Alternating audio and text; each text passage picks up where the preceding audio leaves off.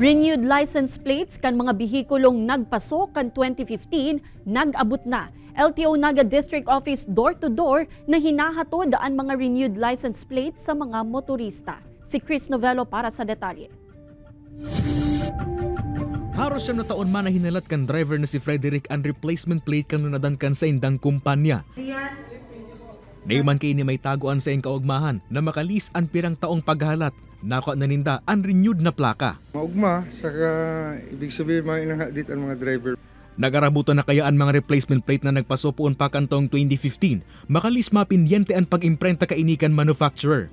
Ini ang mga plakang nagtatapos sa 1, 2, 5, 7, 8 asin 9 na nagpasok kantong 2015 mantang day pa nag-aabot ang mga plakang nagtatapos sa 6 asin man 0. Apwera kan pagkuha kay ni sa LTO Naga District Office. Pinuna naman kan opisina ang pag-deliver kan mga renewed na plaka sa paagi nin door-to-door.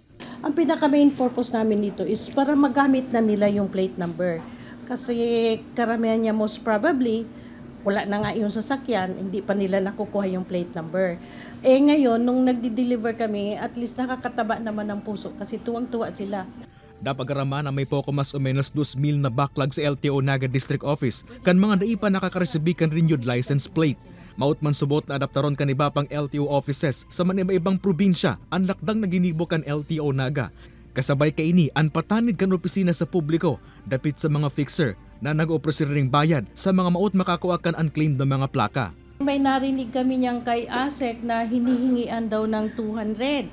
Mag-ingat po tayo kasi wala yan bayad dito sa LTO. Kay Ban si Carlo Abunita, Chris Novello, Balitang Bicolandia.